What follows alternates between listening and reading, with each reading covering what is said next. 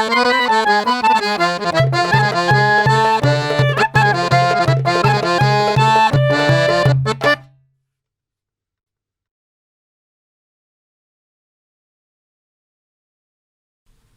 morning, everyone, and thank you very much for joining us today at this digital event, part of Terra Madre Salone del Gusto.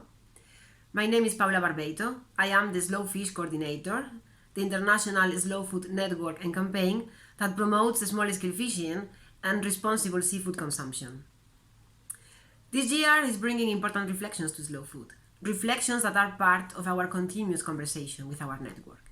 And as part of these reflections, we have decided to create the Resilience Fund to grant effective support to our producers and potentially create more and better conditions for a larger community. Today is a very special day as we will meet the main actors of this Resilience Fund. We will hear from the Slow Food Presidia of the Prud'Homme. The Prud'Homme are ancient systems of collective management of fishery resources still active along the Mediterranean coast of France. The Prud'Homme play a fundamental role in the protection of marine resources. For example, they limit the amount of each species that can be caught by providing precise rules regarding the type of fishing gear permitted. And also, they encourage versatility among the fishermen, allowing them to haul out of the water more than 80 species. Beyond that, each Prud'Homme is linked to a territory and its local fishing community. So they also play a role in keeping alive the traditional port life. I would like to introduce you now to Elisabeth Tempierre, journalist from Encre des Mers, and Didier Ranc and Thierry Rode, patrons pêcheurs de la Prud'Homme de Lassagne-sur-Mer à Saint-Mandrier. Oui, alors c'est un projet pour glacer le poisson, mais finalement c'est déposé par la Prud'Homme de la Seine-Saint-Mandrier. Et est-ce que tu peux expliquer qu'est-ce que c'est que la Prud'Homme? Oui, le projet est déposé par la Prud'Homme de la Seine-Saint-Mandrier. La Prud'Homme, c'est un organisme ou une institution très ancienne qui sert à gérer les biens communs de notre territoire, du territoire de la Prud'Homme. Ça a pour but aussi de partager les ressources, les temps de pêche, les zones de pêche entre tous les pêcheurs, afin que chacun puisse normalement gagner sa vie. Donc ça réglemente pour une communauté sur un territoire en fait. C'est une réglementation pour une communauté sur un territoire. Voilà. D'accord. Et donc tout à l'heure, on a vu en mer, il y avait des postes de pêche que tu montrais. En fait, c'est la Prud'Homme qui organise tout ça? Alors tous les postes de pêche, entre autres pour des filets qu'on appelle des battudes, c'est géré. Il y a un tour de rôle qui est géré par la Prud'Homme et qui permet à chaque pêcheur de caler à tel poste à tour de rôle et donc de profiter de la ressource qu'il peut y avoir à cet endroit à ce moment donné. Donc finalement, la pêche reste une affaire familiale ou individuelle, mais ce n'est pas une affaire de gros bateaux ici. Ici, ce n'est que des petits métiers de la pêche, c'est familial, c'est une communauté de petits pêcheurs. Et ça, finalement, on comprend que ça marche bien tant que vous vendez en direct vos produits, parce que si vous deviez les vendre en criée, ça serait compliqué ou pas rentable. Voilà, ça marche très bien tant que le pêcheur commercialise lui-même son produit, lui ou sa femme, enfin, comme on l'a vu à Saint-Mandrier. Voilà, là, ça permet de vendre le poisson à un prix juste dans l'idée de Terra Madre. Et alors finalement, pourquoi la Prud'Homme a-t-elle fait une sentinelle slow food? Qu'est-ce que ça apporte à la Prud'Homme? Est-ce qu'elle a des difficultés ou Alors, faire une sentinelle slow food, c'était faire reconnaître le mode de gestion de la Prud'Homme, qui justement est une idée de partage, un mode de gestion d'un bien commun qu'il faut partager entre le plus grand nombre. Et ça, vous avez des difficultés avec l'Europe ou avec le gouvernement, la politique en France? Alors, la politique actuelle qui est basée sur la privatisation de la mer et des océans, donc des espaces, crée d'énormes difficultés aux pêcheurs, surtout sur les marchés, parce que le seul marché qui reste actuellement, c'est soit le marché producteurs circuit court, soit à la grande surface avec des produits d'importation qui arrivent de partout dans le monde. C'est la communauté des pêcheurs qui élit ses représentants ou comment vous faites? Alors, les pêcheurs sont élus tous les 3 ans par les membres de la communauté. Voilà, c'est un vote très démocratique.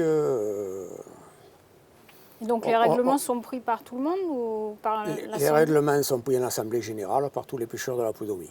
D'accord. Et quand il y a un problème, Quand il y a un problème, ça se règle à la Prud'homie entre pêcheurs. d'accord. Voilà, bon. La Prud'homie, c'est aussi un tribunal de pêche, donc dans le pire des cas, on peut réunir le tribunal de pêche. Mais c'est réglé entre pêcheurs, D'accord. Entre gens de métier, quoi. entre gens de métier.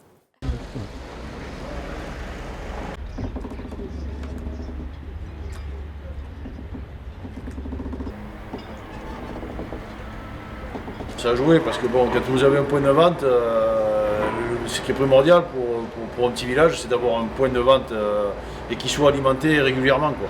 Donc c'est évident que le fait d'avoir la halle installée comme ça, avec beaucoup plus de normes d'hygiène et tout, c'est sûr que ça force les gens à venir.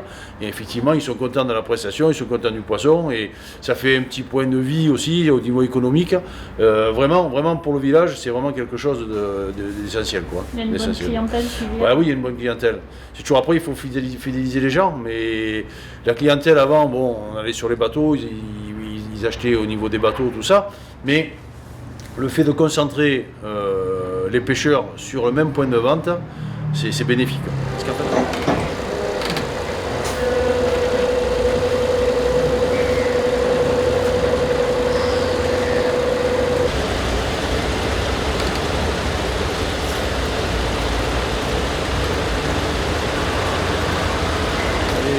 quand je me suis installé, il y avait 2 bateaux.